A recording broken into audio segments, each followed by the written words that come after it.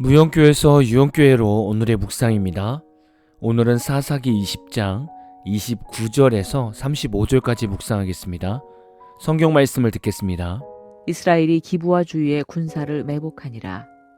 이스라엘 자손이 셋째 날에 베냐민 자손을 치러 올라가서 전과 같이 기브와에 맞서 전열을 갖추매 베냐민 자손이 나와서 백성을 맞더니 꾀임에 빠져 성읍을 떠났더라.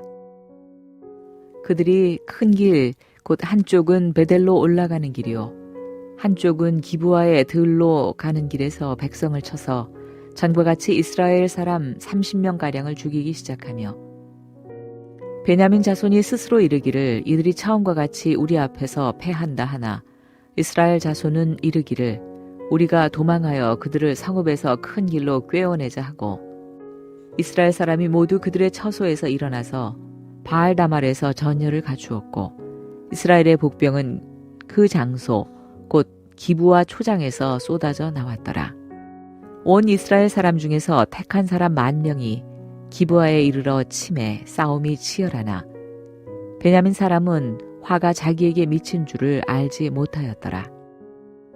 여호와께서 이스라엘 앞에서 베냐민을 치심에 당일에 이스라엘 자손이 베냐민 사람 25,100명을 죽였으니 다 칼을 빼는 자였더라. 오늘 말씀은 이스라엘 연합군이 하나님의 확실한 음성을 듣고 세 번째 베냐민과 전쟁을 하러 나가게 됩니다. 오늘 말씀에서 이스라엘 연합군은 베냐민과의 전쟁에서 어떤 전술을 펼쳤습니까? 이스라엘은 기브와 주위에 군사를 매복시켰습니다.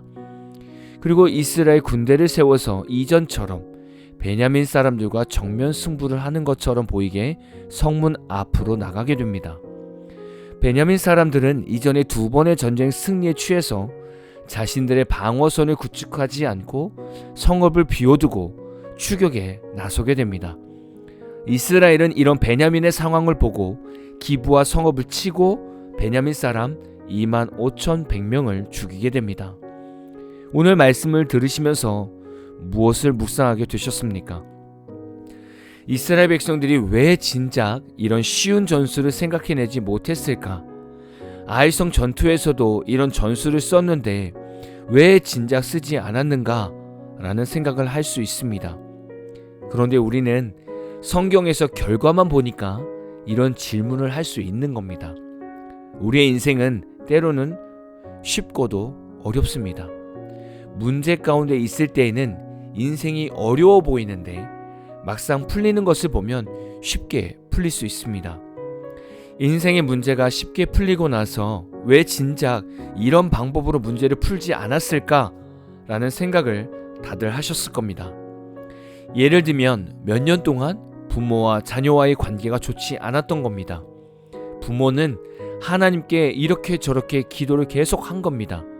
또 부모는 자녀와 관계를 풀기 위해서 이렇게 저렇게 노력을 많이 했습니다. 그런데 여전히 풀리지 않는 겁니다. 그런데 어느 날 무심코 가족들과 여행을 가게 된 것입니다. 그리고 저녁에 온 가족이 고기를 구워 먹고 이런저런 이야기를 하는데 그때 자녀의 마음이 풀린 것입니다. 식사하고 대화하는 그 시간이 자녀에게는 너무나 좋았던 것입니다. 부모들은 왜 진작 이렇게 쉬운 일을 하지 않았지? 라고 말할 수 있습니다. 그러나 이렇게 기회를 주시고 환경을 열어주신 것이 바로 하나님이십니다.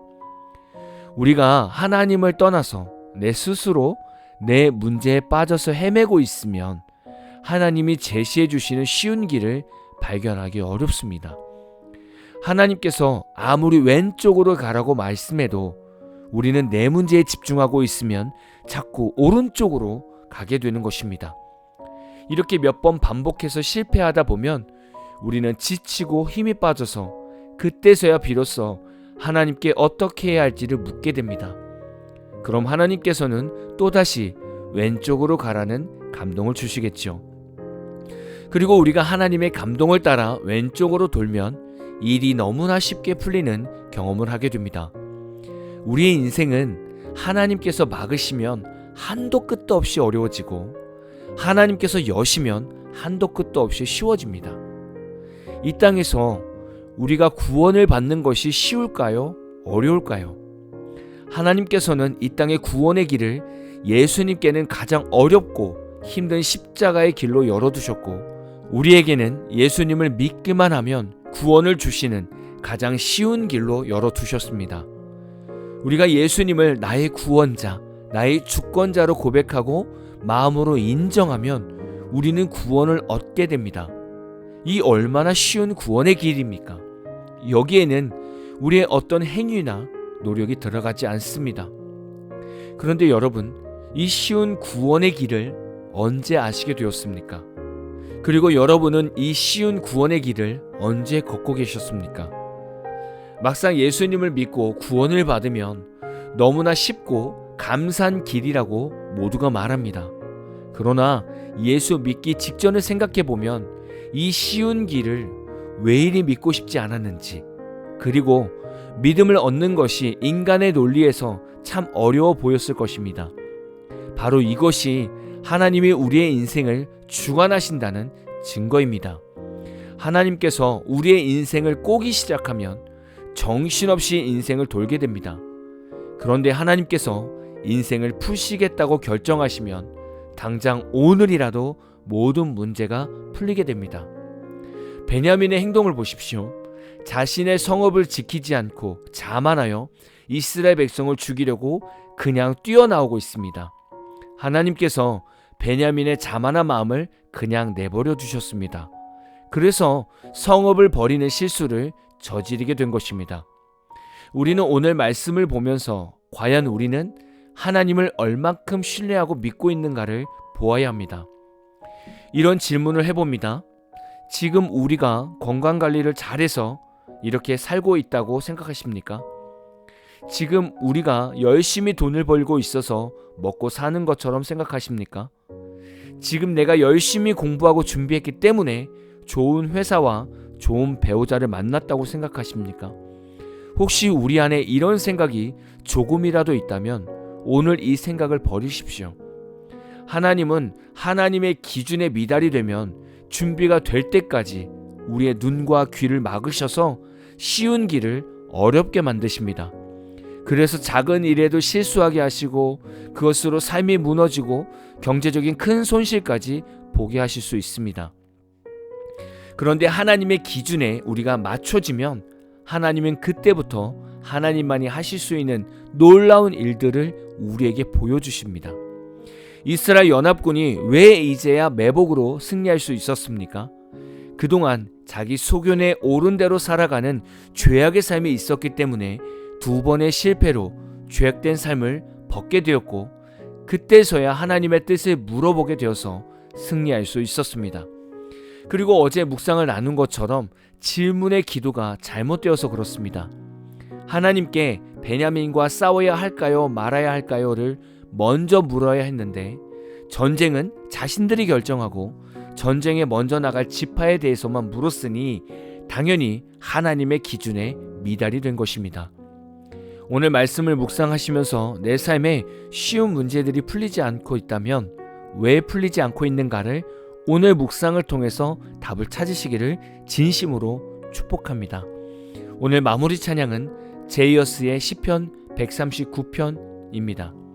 찬양 후에는 잔잔한 연주곡이 있습니다. 말씀을 생각하면서 기도하는 시간을 가져보십시오. 나보다 나를 잘 아시는 주님, 내가 주를 떠나 어디로 가겠나이까. 나 어딜 가든지 주의 손이 나를 인도하시며 주의 오른손